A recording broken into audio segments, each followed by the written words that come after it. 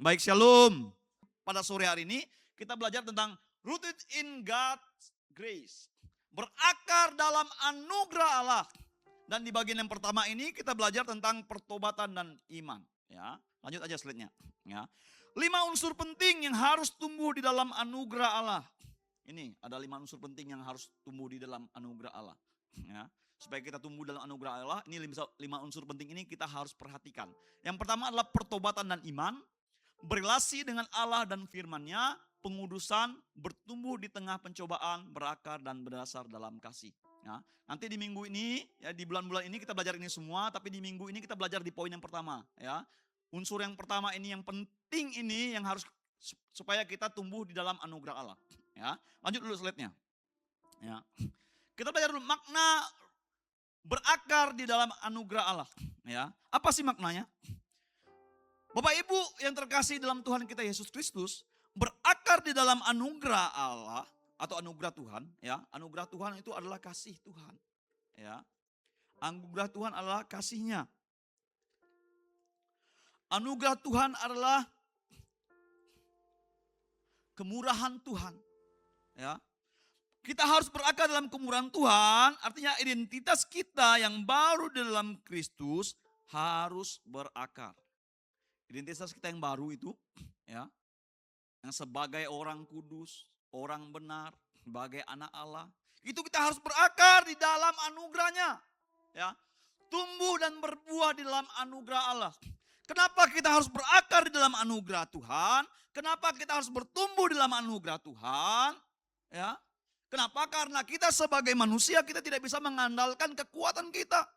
Kita tidak bisa mengandalkan diri kita sendiri. Kita harus mengandalkan Tuhan. Itulah anugerah Tuhan. Itu kita dapat semuanya cuma-cuma dari Tuhan. Tuhan yang memberikannya kepada kita. Itulah anugerah. Makanya disebut anugerah.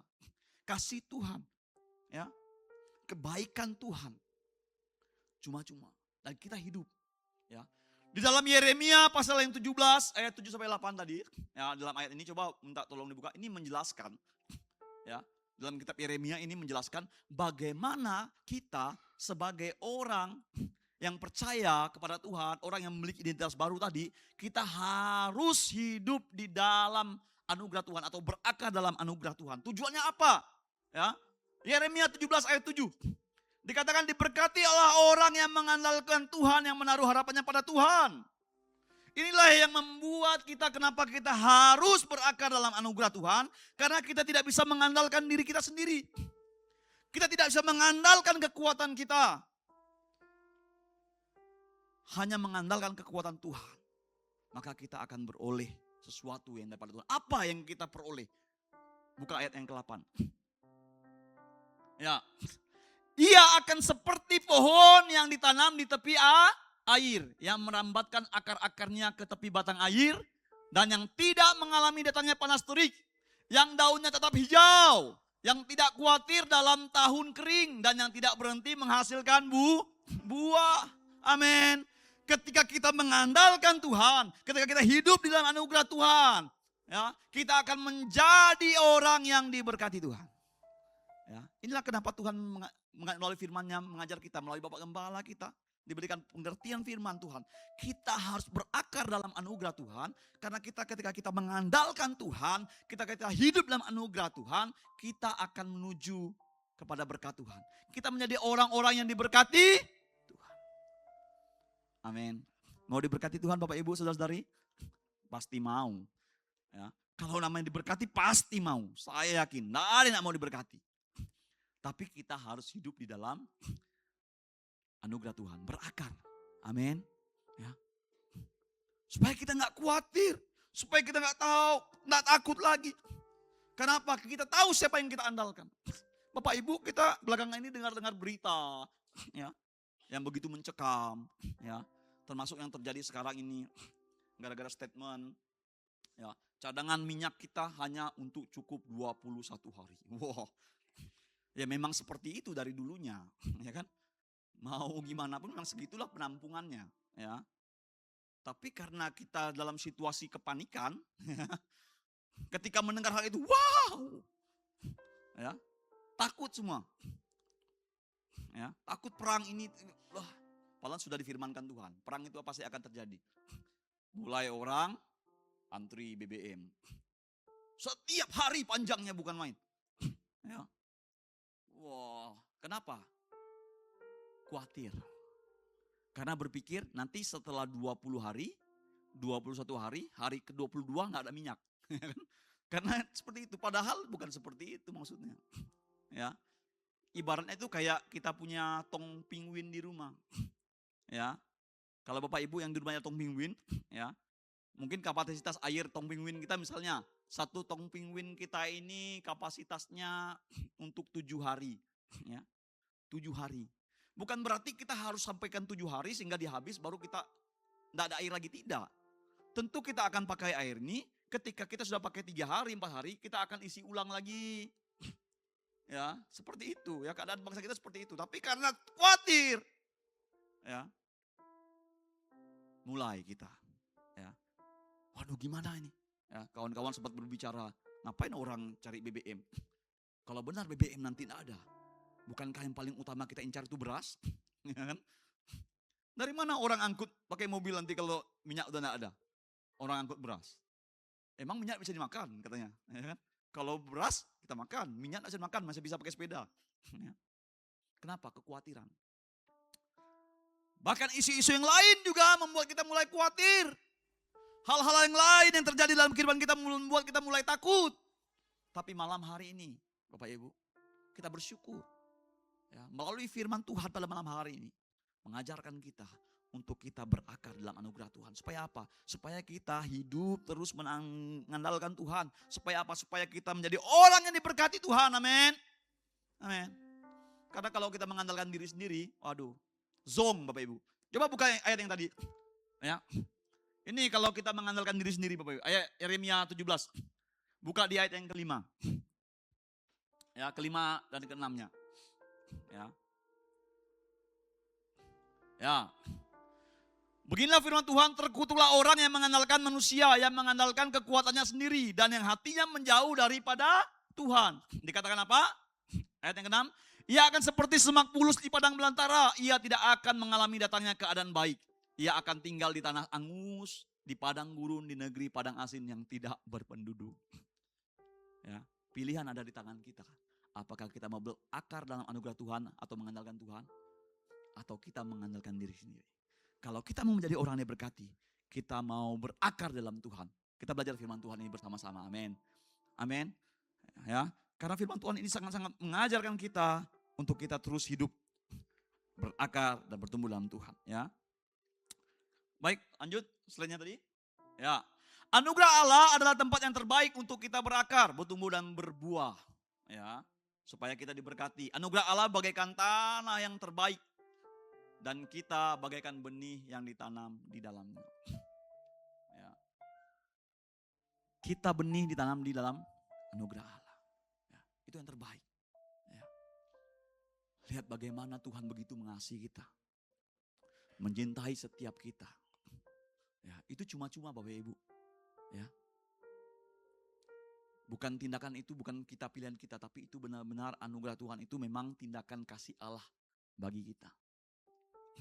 Makanya kita, ya, kalau melihat kehidupan ini, Bapak Ibu, jangan menggunakan pola pandang kita. Tapi bagaimana kita melihat kehidupan kita ini menggunakan cara pandang Allah dalam diri kita. Ya. Siapa kita ini di hadapan Tuhan? Kita adalah orang yang berharga. Ya, karena kita berharga, makanya Allah memberikan anugerahnya itu kepada kita. Dia memberikan Yesus. Dia memberikan anugerahnya itu, kebaikan itu, kasihnya itu kepada kita. Untuk kita berakar di dalam anugerah Tuhan. Supaya kita diberkati. Ya. Itu Allah lakukan karena apa? Mutlak karena kasih Dia. Bukan karena perbuatan kita. Bukan karena kesalehan kita. Bukan karena kebaikan kita. Tidak. Karena hidup kita berharga. Amin. Tadi pagi ketika Pak Gembala mengurus itu kembali, ya itu luar biasa. Ya. Untuk itu kita bersyukur. Mari hidup dalam anugerah Tuhan.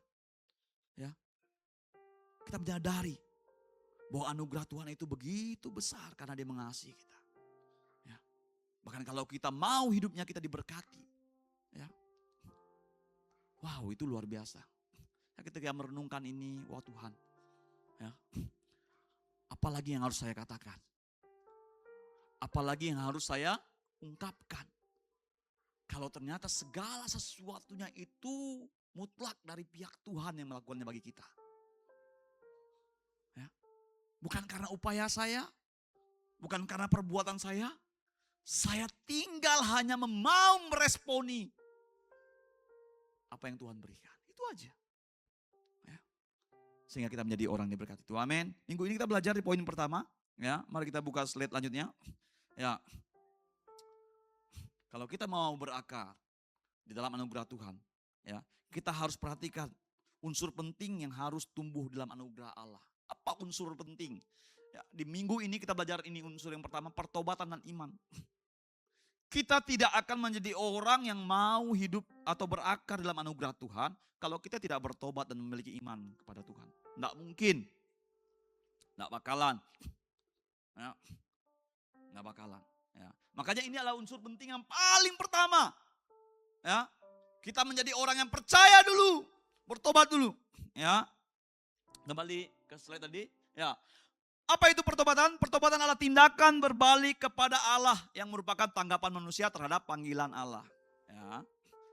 Maksudnya apa sih? Ya. Maksudnya seperti ini Bapak Ibu yang terkasih dalam Tuhan kita Yesus Kristus. Ya.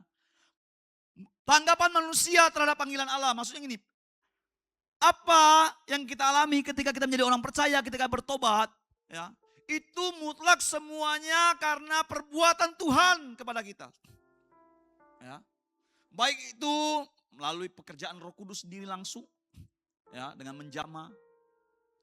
Baik itu melalui anak-anak Tuhan yang digerakkan oleh kuasa Roh Kudus untuk menginjili, menjangkau kita. Ya. Baik itu melalui bacaan-bacaan firman Tuhan atau apapun. Ya, saya masih ingat ya, awal pertobatan saya ketika saya masih SMP waktu itu ya. Saya masuk SMP kelas 3. Ya. Sekalipun saya dari kecil sudah lahir di keluarga Kristen, ya, saya orang yang aktif sekolah minggu, Bapak Ibu. Sangat aktif. Ya. Tidak pernah, hampir dikatakan saya tidak pernah bolong kalau sekolah minggu dari kecil. Ya, nggak pernah bolong saya. Kenapa? Karena di sekolah minggu dapat duitnya lebih. Ada duit persembahan, ada duit jajan. Yang kedua, kalau saya sekolah minggu, pulang sekolah minggu, rumah teman saya dekat gereja. Kebetulan teman saya nih ya termasuk orang yang berada. Dia punya permainan game yang sangat menarik, ya waktu itu masih Nintendo ya. Jadi kalau habis sekolah minggu, saya bisa main ke rumahnya. Jadi tujuan saya ke gereja dulu ya bukan hanya untuk mencari Tuhan, tapi ada tarik tersendiri. Saya hidup di kehidupan seperti itu sampai akhirnya saya tamat SD, saya tidak sekolah minggu lagi, saya berhenti untuk ke gereja. Ya. Saya mulai tertarik setiap hari Minggu untuk nonton sampai akhirnya kelas 3 SMP, ya. Melalui kakak saya waktu itu udah bertobat ya di gereja GBI di Sanggau waktu itu, ya. Dia sampaikan pada teman-temannya di YouTube, coba lo jangkau adik saya di rumah. Akhirnya mereka datang. Ya, dulu dari ibadah youth dulu, setiap hari Kamis malam Jumat ibadah youth kalau kami dulu. Ya. Setiap malam Jumat mereka datang, ya, memburu saya. Ayo ke gereja. Dengan berbagai alasan saya mulai menolak. Sampai saya menggunakan siasat. Saya tahu kalau jam jemputnya ini, jam 6 lewat ini persiapan mobil jemputan sudah mau datang. Ya, sebelum mereka datang, saya sudah kabur duluan. Ya, tapi mereka terus datang. Ya, sampai akhirnya dikasih tahu, orang datang cari kamu hilang. Cobalah sekali-sekali ikut apa. Mulai dari situ. Ya. Dari situlah saya mulai ditangkap Tuhan. Ya. Mulai ikut ibadah, mendengar, ketika saya mendengar firman Tuhan dan saya merespon. Ya. Itu tadi, ya. Dari Allah sendiri. Ya. Dan ketika saya meresponi, ya, apa yang Tuhan kerjakan itu melalui firman-Nya, saya hidup di dalamnya. Ya. Dan ketika saya sekolah juga, ya, di sekolah kami SMA itu ada perpustakaannya. Di situ kami kan ada FA dulu ya namanya, ya. Kami FA ada perpustakaan, ya. Kami di kelompok sel kami, ya, kalau sekarang komsel namanya, kami buat traktat, ya. Kalau sekarang jarang orang buat traktat ya. Kami selipkan traktat itu di buku-buku perpustakaan. Ya, kalau dulu kan ada HP ya, belum ada HP. Ya. buku-buku perpustakaan. Tujuannya supaya setiap orang yang datang ke perpustakaan, ketika mereka membaca, mereka buka buku, mereka temukan traktat, paling enggak mereka baca ayat itu, ya. Ketika mereka mau meresponi firman, mereka boleh mengalami pertobatan. Ya. Itu cara-cara Tuhan. Ya. Atau bisa langsung seperti yang Tuhan Yesus lakukan dengan menangkap Paulus. Ya. Audible, langsung berbicara. Ya. Mungkin kita lagi berdoa, ada persekutuan, ya, atau lagi di jalan, orang di jalan, ya, kayak Paulus mau bulu, ya. Tiba-tiba suara Tuhan muncul, ya kan? Wahai anak-anakku, ya. Dengarkanlah perkataanku. Nah, mungkin, ya. Tapi itu mungkin jarang. Tapi bisa saja terjadi, ya. Kembali ke slide. Ya, ini ya maksudnya. Perjanjian baru memakai dua kata Yunani untuk pertobatan. Yang pertama adalah epistrope, yang berarti pertobatan atau berbalik kepada Allah. Ya, lanjut. Slide-nya. Ya. Di dalam Kisah Para Rasul 26 ayat 20, ini kita baca. Apa sih maksudnya epistrope ini? Ya. Tetapi mula-mula aku memberitakan kepada orang-orang Yahudi di Damsyik, di Yerusalem, dan di seluruh tanah Yudea, dan juga kepada bangsa-bangsa lain, bahwa mereka harus bertobat dan berbalik kepada Allah, serta melakukan pekerjaan yang sesuai dengan pertobatan itu. Kata berbalik kepada Allah, nah inilah ya, bertobat ini dan berbalik pada Allah ini, itu menggunakan kata epistrope tadi. Ya. Terus, sebab mereka sendiri bercerita tentang kami, sebagaimana kamu sambut dan bagaimana kamu balik dari berhala-berhala kepada Allah untuk melayani Allah yang hidup dan benar. Artinya epistrope Bapak Ibu, ya, pertobatan setiap orang yang awalnya dia tidak percaya kepada Tuhan, dia menyembah kepada berhala, ya, arahnya mungkin ke sana, tapi ketika dia mengalami pertobatan, dia berbalik 180 derajat untuk percaya kepada Allah. Itu epistrope. Ya, lanjut slide-nya. Ya. Dalam perjanjian baru, epistrope mengandung 3 unsur. Yang pertama tadi berpaling dari dosa atau berhala. Berpaling dia. Dosanya berhalanya dia berpaling. Terus apa? Berbalik kepada Allah. Ya. Dan perubahan hidup yang nyata. Ya. Kalau nggak ada perubahan hidup yang nyata, itu hanya omong kosong. Ya, saya sudah bertobat, tapi tidak ada perubahan hidup. Ya. Itu tomat itu. Ya. Itu dia tomat. Ya. Tapi epistrope itu dia tadi. Dan epistrope ini atau pertobatan ini cuman cukup 1 kali aja seumur hidup kita. Itu dia tadi. Ya. Pertama kali kita mengalami lahir baru di dalam Tuhan. Pertobatan kita yang pertama untuk datang kepada Allah. Ya, itu cukup 1 kali. Nah, lanjut yang kedua. Ya, yang kedua, ya, pertobatan itu diambil dari kata metanoia, yang secara umum berarti pertobatan atau perubahan pikiran atau hati. Yang pertama tadi epistrope itu, ya, pertobatan yang berbalik kepada Allah. Yang kedua adalah perubahan pikiran atau hati. Ya. Pola pikir kita yang berubah. Kalau tadi cara kita yang hidup lama, ya, yang kita belum percaya kepada Tuhan, kita berbalik pada Allah, itu cukup 1 kali seumur hidup kita. Tapi ketika kita bertobat dan percaya kepada Allah, ya, kita tidak semerta-merta langsung menjadi orang yang dewasa. Seperti jemaat di Korintus itu. Ya. Makanya perlunya pertobatan ini. Metanoia ini. Ya. Pertobatan dari apa? Dari pikiran atau hati kita. Ya. Metanoia ini diambil dari 2 kata. Pertama meta atau perubahan atau sesudahnya, ya. Dan nous atau noia. Pikiran, akal budi atau cara berpikir. Jadi metanoia secara harfiah berarti perubahan pikiran atau perubahan cara berpikir. Ya. Setiap hari kita harus berubah, ya. Dalam firman Tuhan itu jelas ya, dalam Roma itu ya. Ya.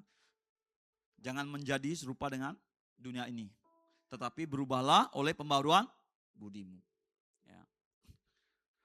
Cara pikir kita setiap hari perlu dirubah. Memang kita sudah bertobat. Memang kita sudah mengarah kepada Allah. Tapi awal pertobatan, ya kita masih berdosa. Saya ketika kali bertobat juga waktu SMP sampai SMA ya seperti itu.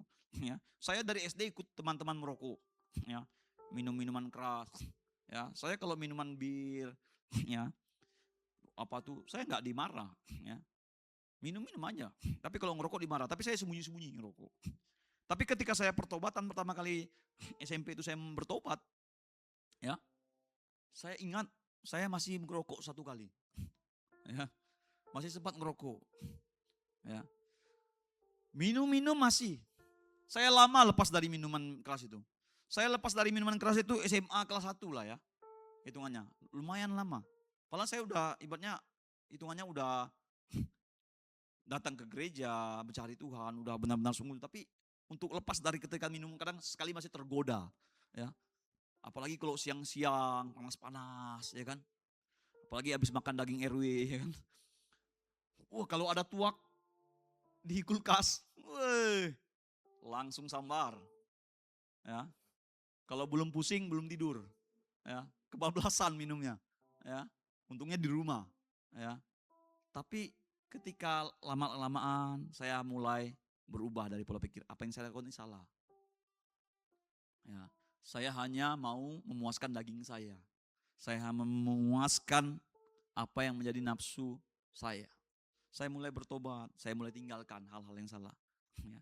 Seiring berjalannya hidup saya dalam pertobatan saya mengikut Tuhan. Itu, ya. Saya percaya kita juga seperti itu, ya. Bahkan sekarang ini banyak, ya, dosa-dosa itu kadang tipis-tipis saja.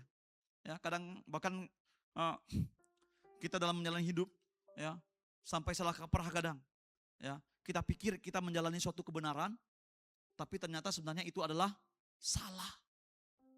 Ya, itu bukan maunya Tuhan. Ya. Kita sih fine-fine aja. Sejahtera-sejahtera aja melakukannya. Ternyata di tengah jalan Tuhan ingatkan.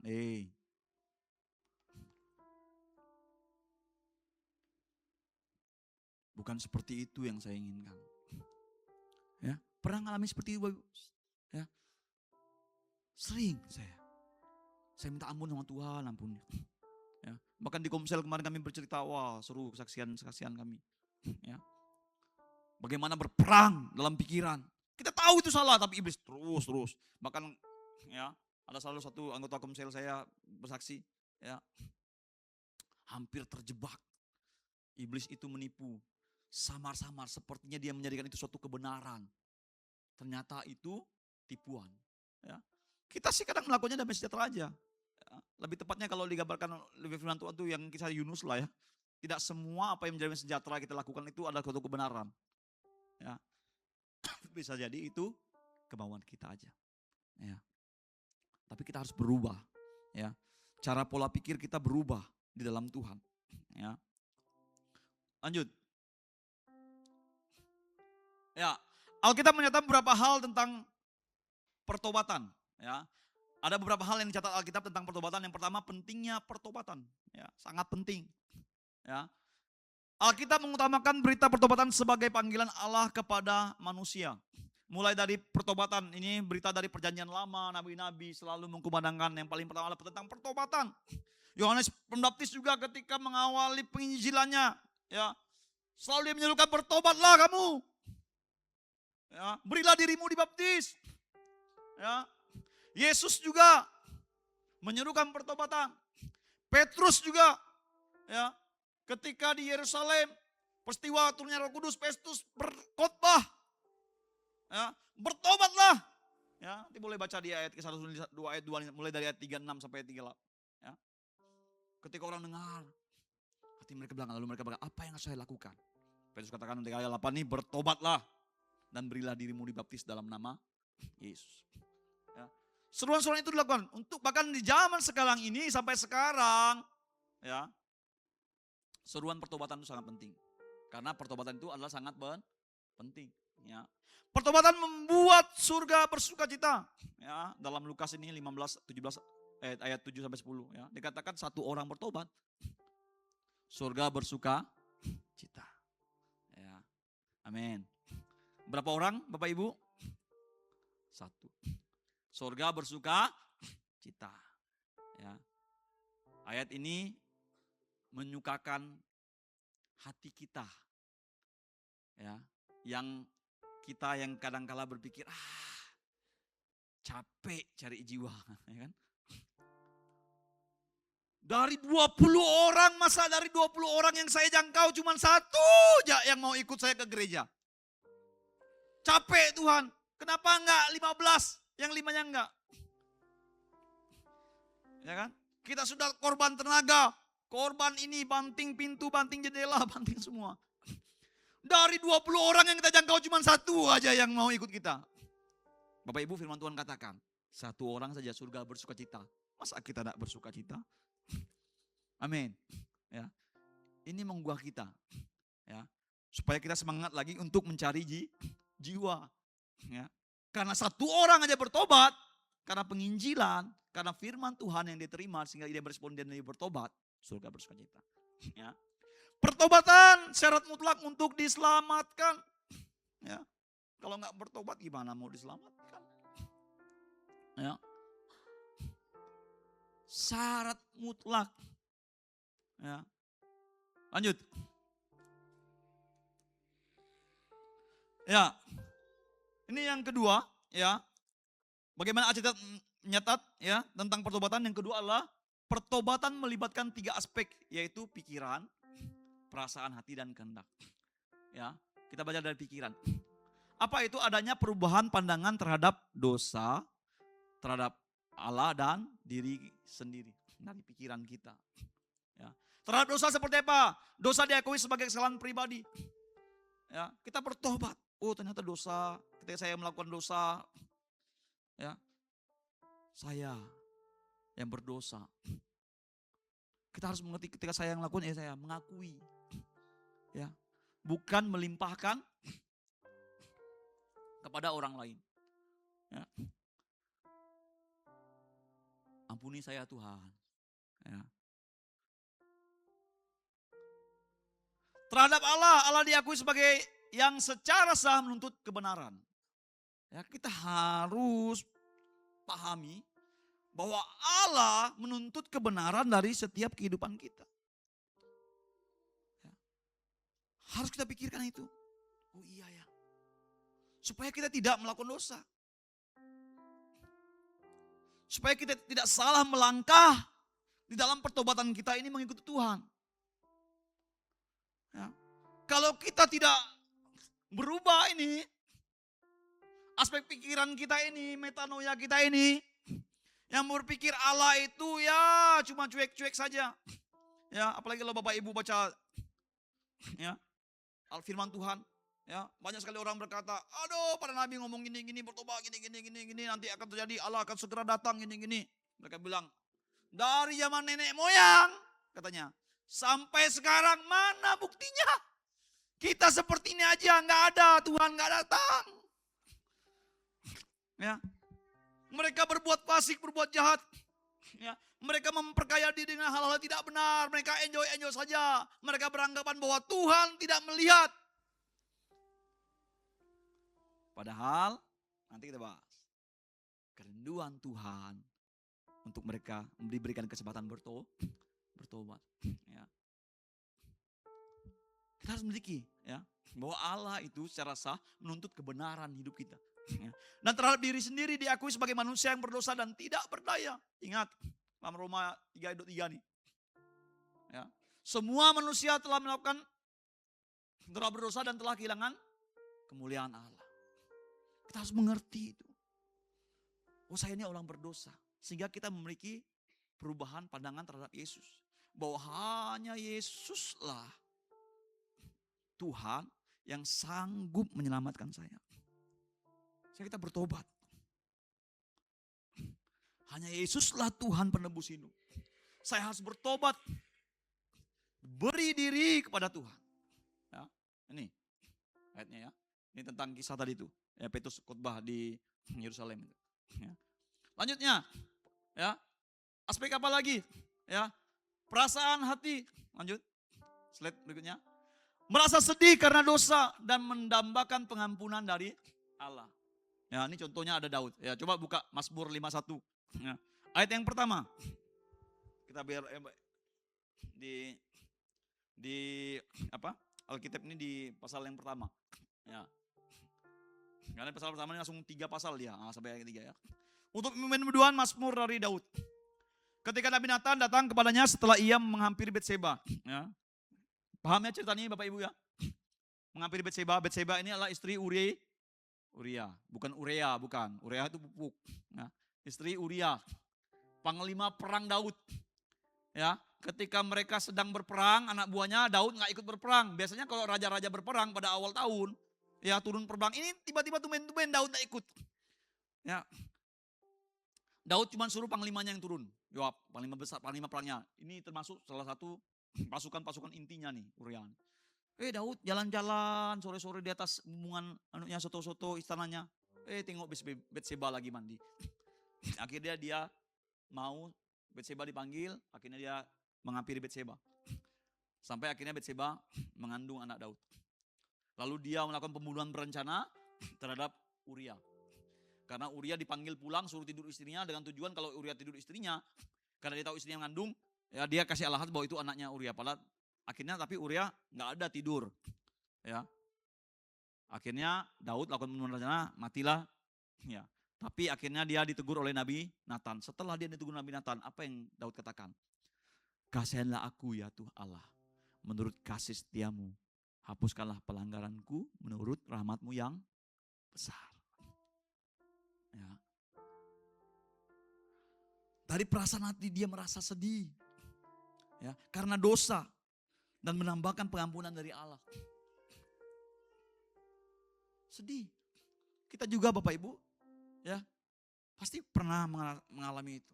Bahkan sering, kalau saya sering. Ketika salah, kok seperti ini Tuhan? Kenapa saya berbuat seperti ini? Kenapa saya melakukan ini? Tuhan ampuni saya. Datang dengan kerendahan hati. Dengan kerendahan diri, minta ampun pada Tuhan. Bertobat dari setiap apa yang kita lakukan. Dan kembali kepada apa yang Tuhan inginkan, ya, kebenarannya. Terus yang ketiga adalah kehendak. Ya. Alkitab mencatat beberapa penting. Yang ketiga adalah tentang kehendak, ya, tentang pertobatan ini adalah kehendak. Bagaimana perubahan kehendak, yaitu kecenderungan hati dan tujuan, tindakan hati untuk meninggalkan dosa. Perubahan kecenderungan hati untuk berusaha mendapatkan pengampunan dan penyucian dari Allah.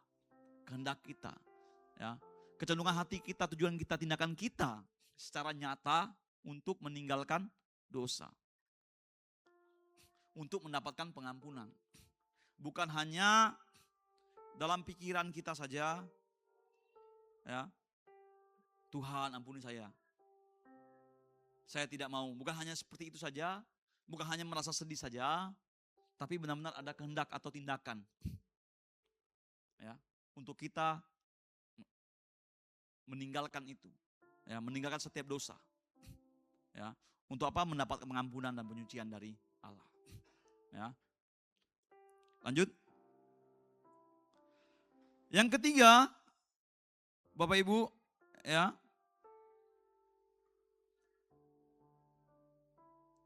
adalah proses pertobatan, ya. Alkitab mencatat beberapa hal tentang pertobatan. Yang ketiga adalah tentang proses pertobatan. Seperti apa proses pertobatan itu? Dari pihak Allah dulu. Pertobatan adalah karunia atau pemberian Allah. Ini tadi sudah saya sampaikan, ya. Bagaimana pertobatan itu bukan maunya kita, tapi itu pemberian Allah.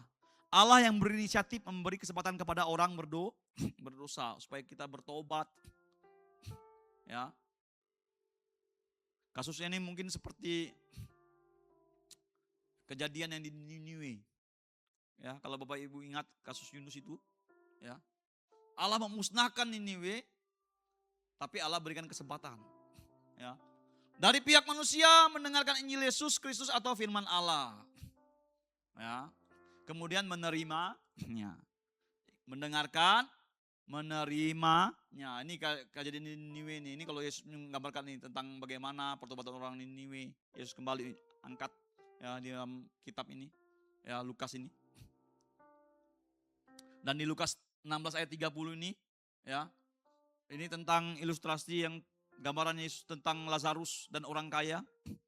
Ya, bagaimana ya orang itu kalau sudah tidak mau menerima firman Tuhan, ya kalau ada hukum firman Tuhan di dalam hidupnya di dunia itu, kalau dia ada menolak, ya kalau dia tidak mau, sekalipun ada orang mati yang bangkit dari mati ngasih tahu, itu akan percuma aja. Artinya penting kita meresponi.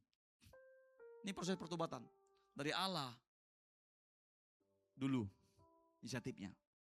Seperti yang saya contohkan tadi, ya baik melalui orang-orangnya, Roh Kudus, hamba-hamba Tuhan, teman-teman kita, komunitas kita, ayat-ayat firman Tuhan yang kita baca, tontonan-tontonan kita yang tonton di YouTube mungkin, atau firman-firman Tuhan kita yang baca di slide-slide Facebook mungkin sekali lewat, ya banyak cara Allah, ya. Dan ketika hal itu dari pihak kita, apa yang kita mendengarkan Injil itu, menerima firman itu, ya kemudian kita menerimanya, itulah proses pertobatan kita. Ya. Kalau kita tidak menerimanya, ya itu lewat saja. Ya, hal itu akan biasa saja. Ya. Lanjut. Pertobatan yang sejati berkaitan dengan iman. Ya, ini satu paket. Ya, pertobatan dan iman tidak dapat dipisahkan. Orang tidak dapat berbalik meninggalkan dosa tanpa pada saat yang sama ia berbalik kepada Allah. Nggak mungkin Bapak Ibu. Nggak mungkin dia ada orang berbalik meninggalkan dosa, ya pada saat yang sama dia tidak datang kepada Tuhan, nggak mungkin. Ya, kenapa orang mau meninggalkan dosa? Karena dia mau berbalik kepada Allah. Epistrope tadi. Ya. Lanjut. Ya, sekarang kita belajar, ya. Tadi ada pertobatan dan iman. Sekarang imannya, ya. Iman. Apa sih iman? Ya.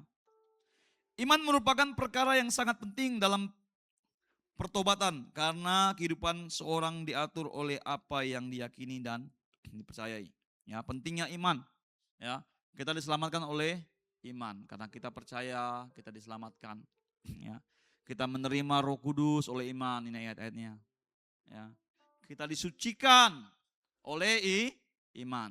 Ya, kita dipelihara karena iman. Ya, iman membuat kita berkenan di hadapan Allah. Dari iman kepada iman.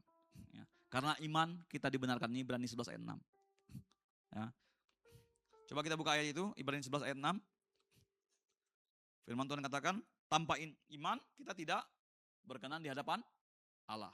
Coba buka ayat ini. Ya, tetapi tanpa iman tidak mungkin orang berkenan kepada Allah. Ya, iman.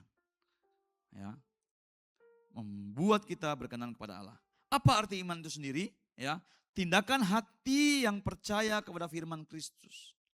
Ya, atau tadi ya sampaikan pada intinya iman itu ya adalah keyakinan dan kepercayaan kita kepada Tuhan dan firman-Nya dan pekerjaannya. Kita harus yakini. Ya. Percaya kepada Yesus berarti mengakui Dia sebagai Tuhan dan menyerahkan hidup kita dalam pimpinannya. Percaya kepada Tuhan, percaya kepada firman-Nya, percaya kepada kebenarannya. Itu iman. Maka kita sebagai orang percaya, ya, kata percaya ini kan kita sudah berapa kali disampaikan oleh Bapak Gembala. Ya, iman yang percaya ini bukan hanya iman yang percaya, udah aku percaya bahwa Yesus Tuhan. Tidak. Ya. Tapi kita percaya dengan apa yang Ia kerjakan. Percaya dengan setia, dengan tunduk, bahkan mempercayakan hidup kita kepada Tuhan. Itu percaya. Jadi bukan hanya percaya, aku percaya Yesus Tuhan, udah cukup. Ya. Kitab firman Tuhan berkata dalam Yakobus apa? Kalau kita hanya percaya bahwa hanya satu Allah saja, itu baik. Tapi iblis pun percaya. Ya, kalau kita hanya percaya bahwa Yesus Tuhan, iblis juga tahu Yesus itu Tuhan. Tapi kata percaya di sana ada 4 poin. Bagaimana kita percaya bahwa Dia Tuhan. Ya. Yang kedua, kita mempercayakan hidup kita kepada Tuhan. tunduk dengan otoritasnya, dengan perintahnya. Dan kita setia. Itu percaya. Percaya dengan pekerjaannya. Kalau kita berdoa Bapak Ibu, firman Tuhan katakan, berdoa, percayalah bahwa kamu telah menerimanya. Amin. Maka kamu akan berolehnya. Amin. Ya. Itu firman Tuhan katakan. Kalau kita percaya itu, ya lakukan. Enggak ada lagi. Bisa enggak ya? Benar enggak ya? Mungkin enggak ya? Ya. Kita datang, doakan orang sakit. Ya. Sembuh enggak ya? Enggak yakin kita. Ya kan? Percaya. Ya. Saya waktu awal-awal bertobat ya kayak gitu memang. Ya. Saya dibawa oleh pendeta saya di Sanggau itu berdoa buat seorang remaja putri, masih SMA juga, tapi sekolahnya beda dengan saya. Sakit tenggorokan, nggak bisa makan, minum aja susah. Ya, orang Kedar lagi. Ya, lalu kami berdoa. Pak pendeta bilang ikuti saya berdoa, Tuhan Yesus, Tuhan Yesus. Saya dengar itu, tapi saya perlu bergumulan. Ini sembuh nak ya?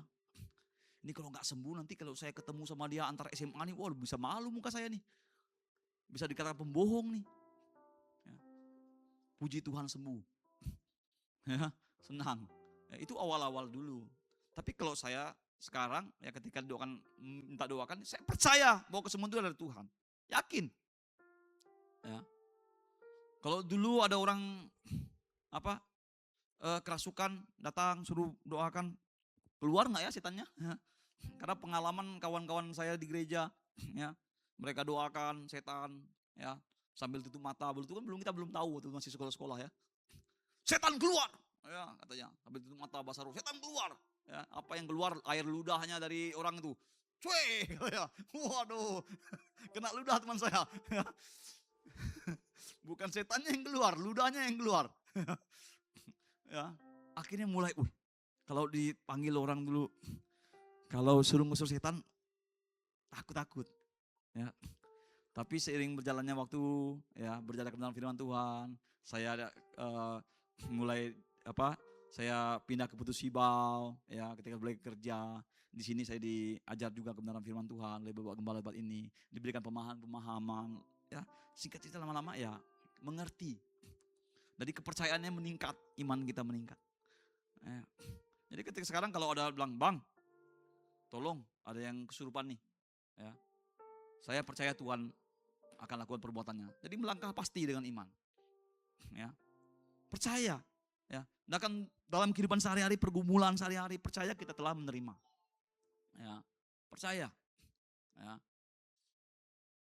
Lanjut. Ya. Yang keempat nih.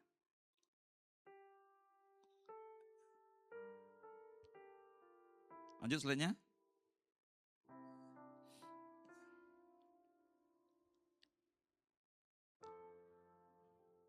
Ya, hasil iman. Ya. Keselamatan dari awal sampai akhir kita diselamatkan oleh iman. Iman menghasilkan pembenaran. Kita dibenarkan. Ya. Oleh iman kita dibenarkan.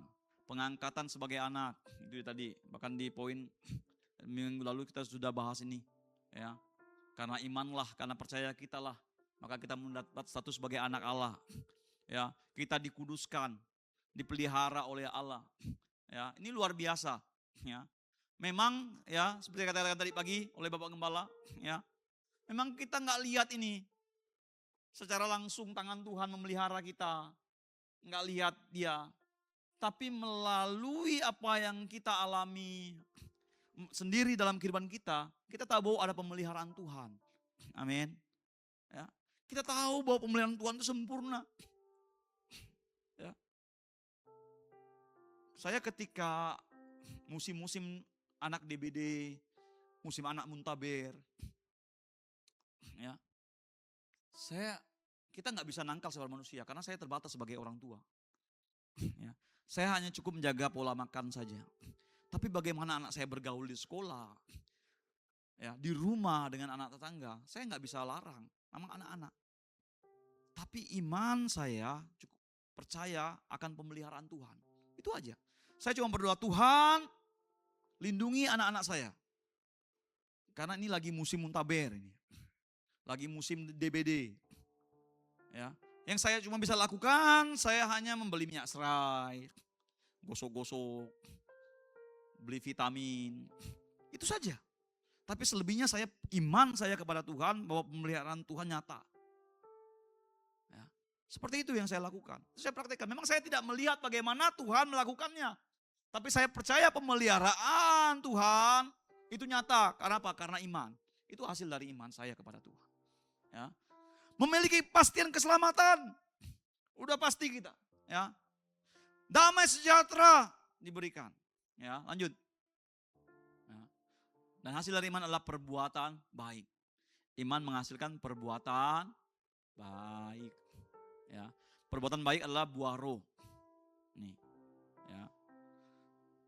Setiap kali melakukan kesalahan, kita bertobat dan dengan iman kita terus menghampiri Allah untuk menerima anugerahnya. Ya. Kita terus menghampiri Allah untuk menerima anugerah Tuhan. Ya, kita bertobat dengan apa? Dengan iman. Kita percaya bahwa Allah setia untuk mengampuni kita. Ya. Pertobatan tetap diperlukan walaupun status kedudukan kita sudah dibenarkan. Diciptakan baru, diangkat menjadi anak Allah dan dikuduskan. Ini tadi metanoia ini. Ya, sekalipun kita sudah bertobat, ya, tapi tetap diperlukan walaupun sekalipun kita sudah dibenarkan, kita sudah menjadi ciptaan baru, orang-orang benar, kita menjadi anak Allah, dikuduskan, tapi tetap perlu pertobatan. Metanoia setiap hari. Karena apa? Karena ketika kita bertobat, kita belum dewasa dalam Tuhan. Masih banyak hal-hal dalam kehidupan ini, ya, sehari-hari kita diperhadapkan dengan dosa. Ya, perlunya kita pertobatan setiap hari. Makanya cross check, ya. Pada saat malam hari sebelum tidur kita boleh merenung. Hari ini apa yang sudah saya lakukan? Seperti apa? Ya, kalau kira-kira ada yang salah, oh ya Tuhan ini tadi ya Tuhan ya, nggak benar nih saya nih. Ya, tadi saya emosi. Ya. Tadi saya ini. Oh tadi saya berkata bohong. Oh tadi saya di sekolah nyontek Tuhan. Ya, ampuni saya Tuhan. Ya, besok jangan nyontek lagi. Ya, udah tahu gitu jangan nyontek lagi. Ya, nanti besok nyontek lagi. Malam renungan lagi. Oh besok saya nyontek Tuhan, besok nyontek lagi. Cuma aja. Ya. Lanjut. Sekarang kita belajar langkah-langkah yang harus kita lakukan dalam pertobatan dan iman setelah kita dibenarkan. Diciptakan baru, diadopsi dan dikuduskan dalam Kristus. Setiap hari berjalan dengan iman, yaitu hati yang bertindak untuk mempercayai Tuhan. Kita percaya. Ya. Setiap hari berjalan dengan iman. Ya. Dengan hati yang bertindak untuk mempercayai Tuhan. Percaya. Dengan iman, percaya. Ya. Ketika kekhawatiran mulai datang, iman kita kepada Tuhan itu yang membuat kita terus melangkah. Saya percaya pertolongan Tuhan nyata. Saya percaya Tuhan melindungi saya. Saya percaya Tuhan memberkati. Ketika kita baca situasi saat ini sangat genting. Ketika kita membaca situasi sangat sulit. Ya, ketika kita mengalami persoalan-persoalan yang membuat kita mulai goyah. Tapi milikilah iman yang tetap percaya berjalan. Supaya kita kuat. Ya. Minta Roh Kudus memimpin kita setiap hari supaya terhindar dari perbuatan dosa. Ya. Karena Roh Kudus akan terus menuntun kita, mengarahkan kita kepada perbuatan-perbuatan yang sesuai dengan kebenaran firman. Minta tolong Roh Kudus. Ya. Bahkan kadang hal-hal yang sepele pun kita berdoa minta tolong Roh Kudus. Bahkan ya, ada beberapa orang yang saking bukan saya bilang saking rohani, tidak. Saking benar-benar dia mau melakukan ini, ya. Ketika dia mau berbelanja pun, ya, seringkali dia komunikasi loh. Tuhan perlu enggak saya beli ini ya? Kita pernah kayak gitu. Ada orang seperti itu. Ya. Kira-kira perlu enggak saya beli ini ya? Beli sepatu ya? Padahal di rumah sepatu masih 3. Ya. Ini ada yang keluaran terbaru. Tapi karena Tuhan perlu, nggak usah. Ya, tapi kadang-kadang kita jarang bertanya, ya kan? Beli, beli, beli. Ya, kalau untuk hal seperti itu jarang bertanya sama Tuhan. Ya, yang bertanyanya itu kalau yang sudah mulai mengarah kepada penderitaan. Nah, baru mulai bertanya sama Tuhan. Tuhan kok gini sih? Tuhan, apa yang harus saya lakukan ya? Tapi kalau lagi diberkati, jarang andalkan Roh Kudus. Roh Kudusnya mulai di samping. Mulai kita yang menonjol di depan. Ya. Tapi andalkan Roh Kudus. Karena dia akan menjadi alarm. Amin. Ya. Kalau Bapak Ibu sering merasakan ya ketika kita melakukan suatu tindakan yang salah, lalu tiba-tiba nah itulah Roh Kudus. Ya. Makanya penting kita ya. Penting kita selalu melibatkan Roh Kudus ya. Untuk meminta memimpin kita setiap hari supaya terhindar dari perbuatan dosa. Kalau kita melibatkan Roh Kudus, kita tentu akan terus berjalan dalam kebenarannya. Terus apa lagi? Jika kita melakukan kesalahan, kita harus selesaikan hari ini juga melalui pertobatan, yaitu mengakui dosa kita dan menerima pengampunan dari Allah. 1 Yohanes 1 ayat 9 bahwa Dia setia dan adil. Ya, ketika kita mengakui dosa kita, Dia setia dan adil untuk mengampuni kita. Ya. Selesaikan hari ini juga. Jangan tunggu-tunggu. Nanti saja. Ya. Kalau lagi bertengkar sama seseorang, Tuhan ingatkan, bereskan, jangan tunggu-tunggu. Tunggu Tuhan. Tunggu dia antar martabak tuh mas ya. Baru saya maafkan dia. Ya. Nanti. Amin. Jangan. Kalau Tuhan bilang sama anak sekolah, jangan mencontek. Jangan bilang tunggu Tuhan, saya bertobatnya nanti kalau sudah selesai ulangan. Saya nggak akan mencontek lagi. Tapi sepanjang ulangan nih, tolong saya Tuhan. Padatnya kegiatan gereja ini Tuhan, membuat saya tidak sempat belajar. Wow, rohani sekali kayaknya. Ya. Padahal waktunya lebih banyak dihabiskan untuk main HP. Ya kan? Padahal di gereja cuma doa 2 jam. Ya kan? Selebihnya kalian di mana? Di asrama. Ya. Habis HP. Ya. Besok pagi ulangan. Ya, berharap supaya Roh Kudus menunculkan jawaban yang benar. A, B. Seperti itulah anak sekolah. Karena saya dulu seperti itu. Ya. Dan saya tahu itu salah. Bertobat saya. Ya. Bertobat saya dari hal seperti itu. Ya. Terus bersekutu dengan Allah, dengan Alkitab dan orang percaya dalam komunitas murid. Disciple community atau komsel. Agar ada saudara seiman yang selalu mengingatkan kita dan menegur kita. Ya. Bapak Ibu, ini sudah selalu diingatkan kita beberapa minggu ini berturut-turut. Ya, mulai dari awal bulan kita sampai di materi kemarin bulan Februari, ya. Bersekutu dengan komunitas ini menjadi poin yang selalu muncul, Bapak Ibu. Bahkan di bulan ketiga ini muncul lagi poin ini. Ya. Sudah berjurut-jurut dari bulan Januari, Februari, kemarin awal muncul poin ini. Bapak Ibu tahu kalau sesuatu yang sering muncul artinya apa? Penting. Amin. Katakan dulu apa? Penting. Artinya kita penting untuk tertanam dalam komunitas. Komsel. Ya. Jangan komselnya Senin Kemis. Jangan bilang komsel itu buang-buang waktu, ngapain? Capek.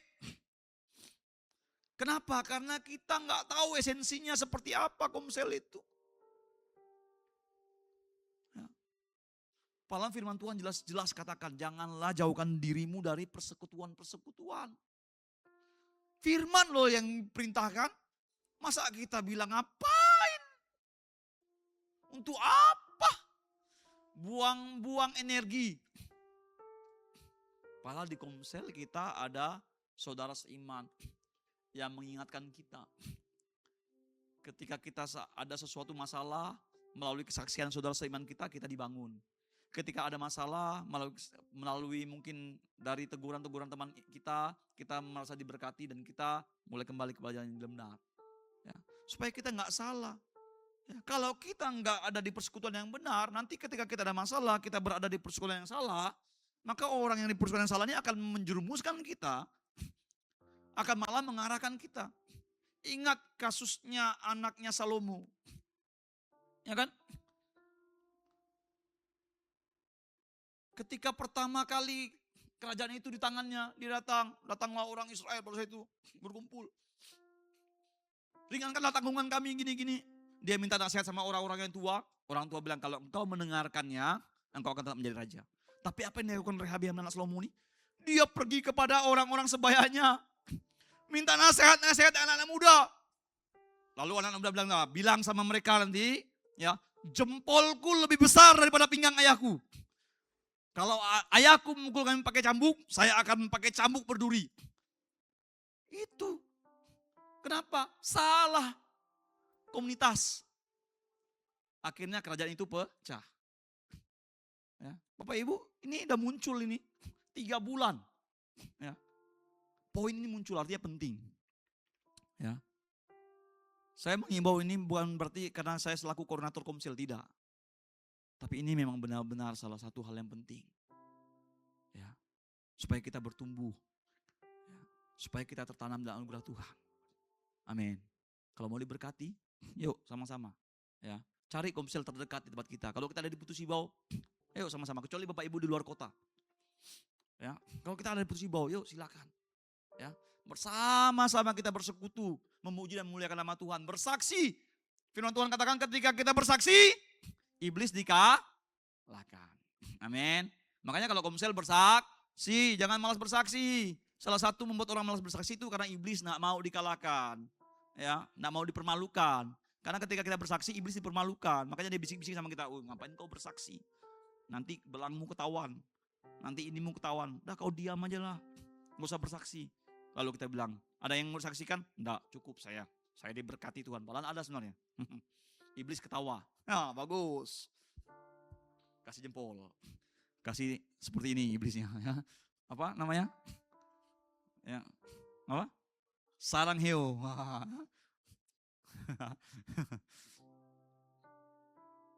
Bapak Ibu, ya, firman Tuhan pada malam hari ini di poin yang pertama nih, pertobatan dan iman. Itu adalah unsur yang utama, ya, untuk kita tertanam di dalam anugerah Tuhan. Mari kita mau tertanam dalam anugerah Tuhan. Ya, karena itu penting. Karena ketika kita mengandalkan Tuhan, tertanam dalam anugerah Tuhan, maka kita akan menjadi orang-orang diberkati. Ya, kita bersyukur memiliki Allah yang begitu mengasihi kita. Anugerahnya dia berikan berlimpah. Itu gratis Bapak Ibu. Ya, itu cuma-cuma. Itu bukan karena perbuatan kita sekali lagi. Tapi mutlak dari Allah sendiri yang memberikannya bagi kita. Amin. Ya, kita tinggal melakukannya saja. Tujuannya untuk kebaikan kita. Bukan untuk kebaikan Tuhan. Tapi untuk kebaikan kita. Ya, supaya kita mengalami berkat-berkat Tuhan. Tuhan Yesus memberkati kita semua.